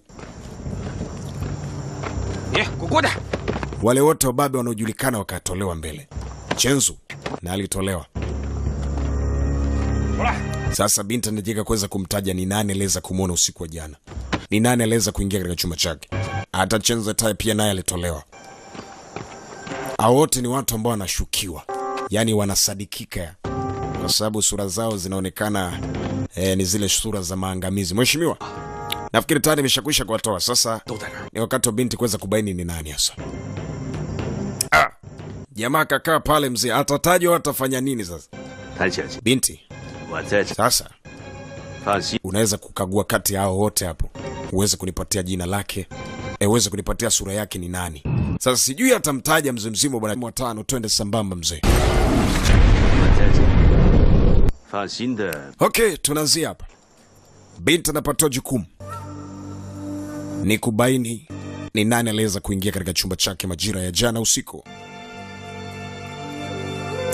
Yera.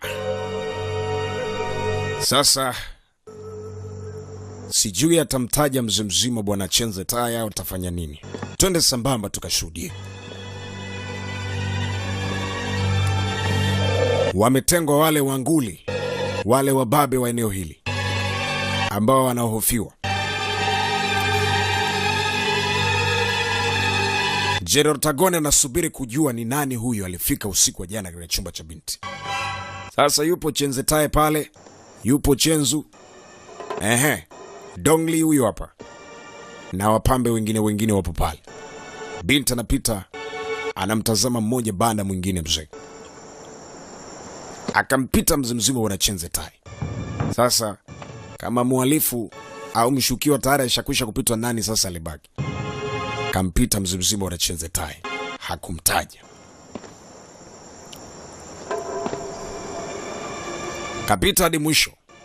Chenze Tae anamtazama mzee mzima, binti anamngolea macho kinyama.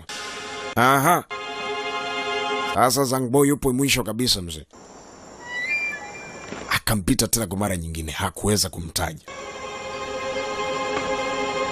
Chenzu yupo pale anashuhudia mambo yote. General Tagoni naye yupo pale. Kawatazama wote, mwisho karudi kwa mheshimiwa.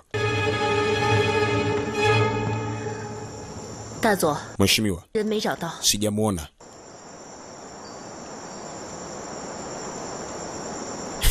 没关系。 Kaambia acha kunitania bwana. Emrudia tena, pita tena uangalie bwana. Acha utani kabisa. Jamani, binti anazingua huyu. 各位， Nisikilizeni. 明天是我的生日。 Kuna kijana ambaye aliingia katika chumba cha binti usiku wa jana. 高兴的是， Nataka ajitokeze peke yake kabla hajaweza kubainiwa. 你们当中有一位朋友 Endapo atajitokeza peke yake, 去了， adhabu yake itapungua kuliko akutwe huko. 得罪了他， Kwa hiyo ni bora uweze kujitokeza mapema kabla 很不高兴。 binti hajarudi kwa mara nyingine kwa ajili ya kuweza kumwangalia aliyehusika ni nani. 我给这位朋友 Kwa hiyo jitokeze mbele, 时间 ujisalimishe mapema 1分钟， kabla operation ya pili hajaweza kupita. 要是不 Sasa Chenzo akaweza kumtazama Chenzetai. Ana hofu kabisa ni huyu jamaa, kwa sababu jana usiku si aliambiwa kabisa alitoka. 枪毙， Naomba ujitokeze. Ha. Ehe. Watu wakaanza kuhaha. Sasa jamaa katazama kwanza time, muda 开始。 na hesabu, nipate huyo mtu ajitokeze mapema. Kama zikipita dakika kadhaa sijamuona, ni jambo lingine la kwenda kutokea hapa. Chenzu kaambia, vipi jamangu, mtoe ndo huyu eti. Zangbo yupo pale mzee, anamwona kabisa mwalifu jala alitoka usiku ni huyu hapa, lakini shangaa binti hajamtaja wala hajamsema.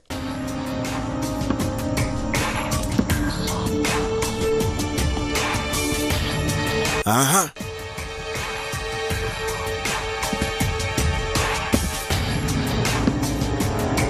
Tagoni anasubiri mzee. Haya sasa.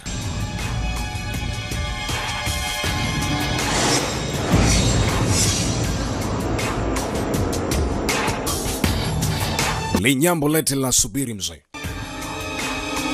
Katazama muda, mwisho muda unaisha. Hakuna aliyejitokeza. 好了， Kaambia, oho, 时间差不多了。 mmekuwa na mioyo migumu eh? 对不起各位， Mmekataa kujitokeza, si ndio? 冈本， Sasa 别，等等， mheshimiwa, 大佐， naomba usifanye jukumu lolote. 想起来了， Nitatazama kwa mara nyingine tena. 人 Nafikiri kwa raundi hii 啊， nitaweza kubaini. 说了什么？ Kaambia basi hamna shida, fanya hivyo. lakini 老子很久都没 naomba tafadhali nikimtaja usije ukamfanyia chochote kibaya.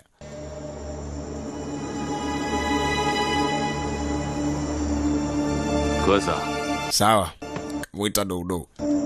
得罪的人 Sasa 严谨点。 nafikiri tumpe kibali binti aweze kukagua kwanza. Dodo akaenda kutengeneza kwanza mazingira, kawarudisha kwanza vijana wote kule, tengeneza kwanza mazingira, akague wote sasa 谭小姐， ili aweze kubaini. Akamwambia sasa, 就麻烦你 nafikiri sasa unaweza kwenda ili uweze kutuletea ni nani aliyekuja katika chumba chako usiku wa jana. Binti akatoka kwa mara nyingine mzee kwenda kuanzisha operation. Aha, 你们都给我听好了，一会儿 wekeni sura nzuri nzuri, 严小姐说 binti aweze kumbaini mmoja ambaye alikuja jana katika chumba chake. 女人了， Menisikia? 妈 Kaeni vizuri. 说 老子很久没碰女人。 Haya, sasa binti anapima sauti pamoja na kuweza kuangalia sura.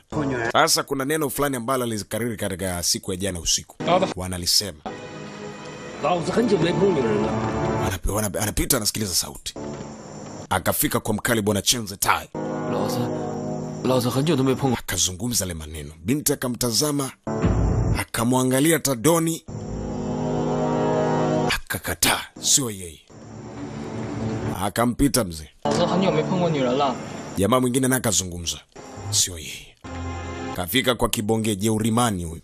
你咋的？ Sema, zungumza. 老子很久， Yongole huyu. Zungumza vizuri. 老子很久没碰女人了。 不是他， Sio huyu. Wanaharamu wewe.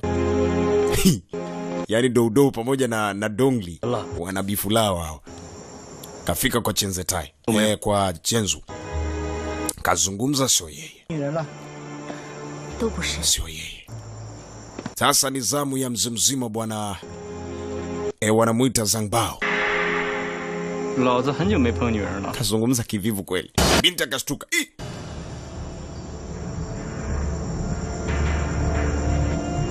Chenzu. Ni yeye. Ndo yeye aliweza kuja jana. Dagoni akasimama mzee. Jamani sio mimi eti. Huyu binti atakuwa amenifananisha, labda nizungumze tena. Kamembo arudie kuzungumza tena. Yawezekani jamani. Zungumza tena. Kazungumza kiwoga. Sasa uoga siku zote katika kujitetea ni hatari. Akamgeukia Dagoni. Binti akamgeukia Dagoni na akamonyesha ishara kwamba Zangbo ndiye aliweza kuingia katika chumba cha binti usiku wa jana. Jamani mheshimiwa, sio mimi eti. Binti amechanganyikiwa eti, sio mimi.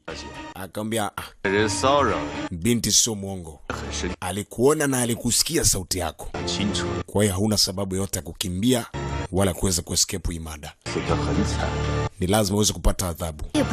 Kama lakini mheshimiwa ulishakusha kuniahidi ya kwamba hautompatia adhabu kubwa. Jamani mheshimiwa eti sio mimi eti. Sio mimi, wakamkamata. Jamani mheshimiwa sio mimi eti. Sajamino kamsogelea kwanza ubabu. Tazama hapa kuna rangi fulani akaenusa ina damu. Huyu mwanaharamu huyu nguo yake ina damu. Sasa yawezekana ndo huyu ndo huyu. Jamani mheshimiwa sio mimi eti. Sio mimi eti jamani, mnanisingizia tu. Hivi kweli binti ni mimi? Akaambia acha. We kamata huyu. Zambao kakamatwa. Jamani tu binti, funga mdomo, peleka ndani huyu. Jamani sio mimi eti. Jamaa naomba msamaha lakini kaambia binti, nikushukuru sana. Umefanya kazi nzuri sana. Umeweza kumbaini ni nani aliyekuja katika chumba chako usiku wa jana. Lakini kumbuka binti sio amemtaja mtu ambaye sio muhusika halisi. Mzee bwana Chenze Tai yupo hapa. Basi Dodo kawaamrisha wengine waweze kutawanyika. Dongli akamfuata mheshimiwa na Chenze wanamuita Chenzu. Chenze Tai kapita. Kamsemesha wakutane chemba kidogo, kuna kitu nataka kujadili. Sasa General Dagoni asema mheshimiwa, inaonekana dhahiri kabisa ukijana ndo yule ambaye tulimbaini katika siku ile. Anasema uhakika upo. Upo kabisa. Kwa sababu binti naye ameshakwisha kuwathibitishia. Sasa mheshimiwa, sasa tutafanya nini? Inabidi aweze kuadhibiwa ili aweze kusema ni wakina nani anashirikiana nao. Anasema subiri kwanza. Nafikiri ya kwamba binti ndiye atakaweza kutumika. Yeye amuoji labda alikuwa anataka nini katika chumba chake. Mheshimiwa, lakini uoni binti yule atamwonea huruma? Atashindwa kumwadhibu vikali? Anasema hapana. Kwa sababu binti tayari alishakwisha kubali kushirikiana na sisi. Atamwadhibu ili aweze kujua ukweli, nini kilichojificha nyuma pazia.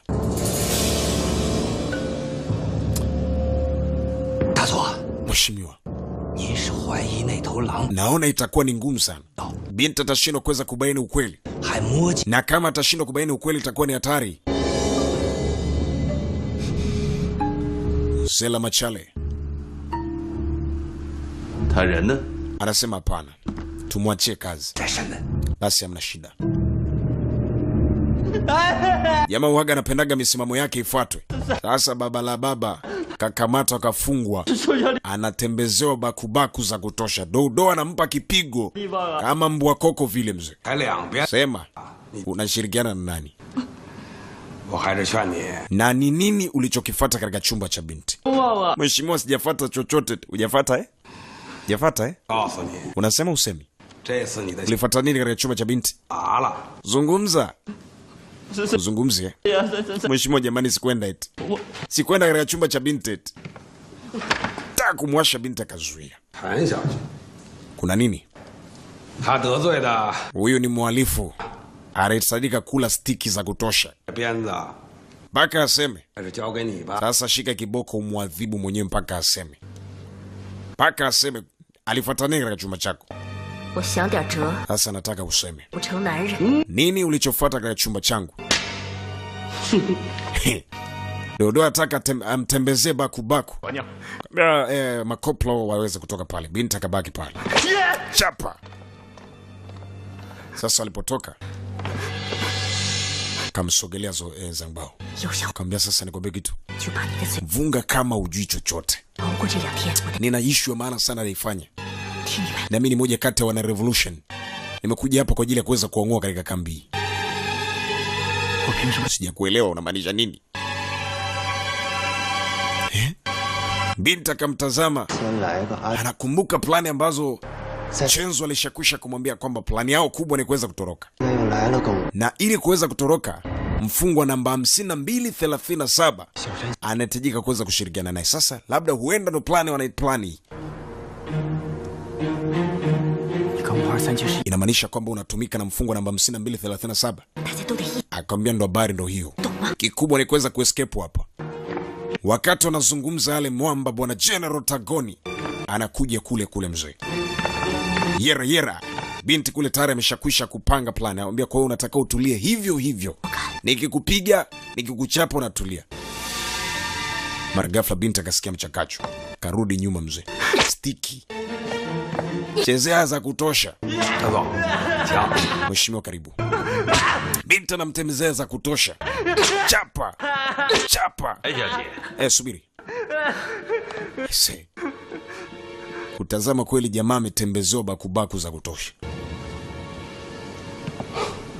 心里的火， Eti. Inamaanisha bado hajaweza kuzungumza chochote.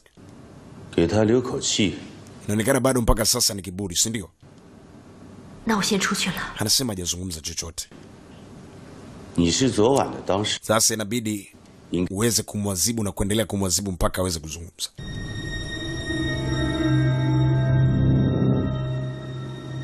嘿， Oya, 说说吧。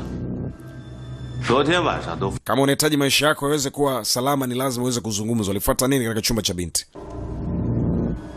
Sawa? 别洗法的， Zungumza. Naweza kusema 实话。 kabla ya adhabu nyingine kuweza kufuata. Kwa sababu kifua chako sasa hivi utaenda kufa. Sasa jamaa atazungumza nini? Binti mwenyewe roho inamuuma kwa kila alichoweza kufanya. Jamaa akashika mfuko wa bastola mzee. Kafungua pale. Akamwonyesha ishara ya kwamba kama ataweza kuzungumza, kinachofuata ni kwamba anaweza kwenda kumshuti, kumuondosha. 装糊涂。 Hicho ndicho kifuatacho. 我说 Sema mheshimiwa, 我说 mheshimiwa. 我昨晚实在是 Ina maana kwamba mimi sielewi chochote nini ambacho kinaendelea. 想起来太久了， Ni kwamba sielewi chochote na sikuweza kufuata chochote katika chumba cha binti. Jamaa kaweza kumtazama binti sana. 你撒谎！ Inawezekana ukasema sasa unaendelea kula stiki tu.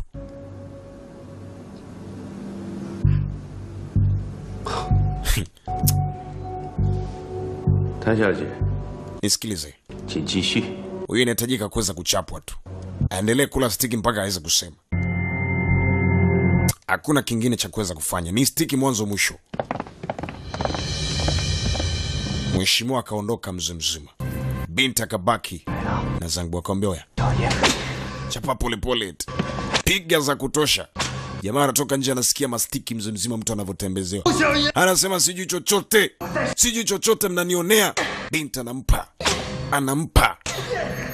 Kama Kamuita mzima. Sobjomino. 外面的人不许进。 Anasema kwamba huyu kijana hawezekana kala stiki hivi lakini asitaji. Lazima tutafute plani nyingine ya kuweza kubaini na kuweza kujua nini anachofuata katika chumba cha binti. Sasa wakati kwa mzima unachenze tai. Yupo huko anaendeleza harakati zake. Sasa mzima wa Donglia anamuwaza kinyama. kasababisha msela wake akapelekwa kule anakula stiki. Yaani kila saa akipita anamtazama kinyama na amnaye. Mbe huyu 5237 huyu anatakiwa aweze kuletwa katika himaya yetu huyu. Kaambia nishakusha kwambia kutoroka kwetu unamtegemea huyu jamaa. Na sasa kama kuna mtegemea huyu jamaa mbona Zangbao kakamatwa? Sasa mtu aliyesababisha mambo yote yupo nje. Anayeadhibiwa ni mwingine. Sasa muone kwamba mtendi haki. Hauna frame mwenzako kupigwa kule. Akamwambia ilitubidi tufanye hivyo. Yaani ilitubidi tufanye hivyo. Kama lakini sio haki. Huu ni unyama mnaufanya. Akamwambia Dongli. Okay, basi ni matatizo kidogo, tutazidi kusogea mbele zaidi. Basi wakati huo mzee mzima bwana Chenzu akiwa sambamba zaidi na mzee mzima bwana Dongli walikuwa kizidi kujaribu kuzungumza ile swala. Sasa jamaa bwana Chenzu akamwambia Dongli, usijali. Mimi nitapata nafasi ya kuweza kutana na huyu jamaa mfungwa namba 5237 kwa ajili ya kuzungumza ile swala. Baba na wewe fanya haraka bana. Kama basi subiri, nitafanya na nitamfuata, tutazungumza naye. Jamaa kapoteza besti yake wa karibu, mtu ambaye alikuwa akifanya naye mishe zote, wote hapa ndani ya kambi hii. Okay, basi tunarudi katika upande wa pili kwa mzee mzima bwana Tagoni General. Leo basi alipata nafasi ya kuweza kukutana ule mwandishi wa habari investigator wanamuita Winlong. Basi alikuwa anataka kuweza kumwonyesha jinsi gani wa China wanavyozidi kutaabika. Sasa mzee wako baba la baba wanamuita Sojamino anamwadhibu bibi mzee mzima bwana wanamuita Zangbao kinyama. Binti ndo anafika. Anasema nafikiri hata hii ni moja kati ya story nzuri au ripoti moja nzuri ambayo itasababisha upelelezi wako kukamilika. Binti anashangaa.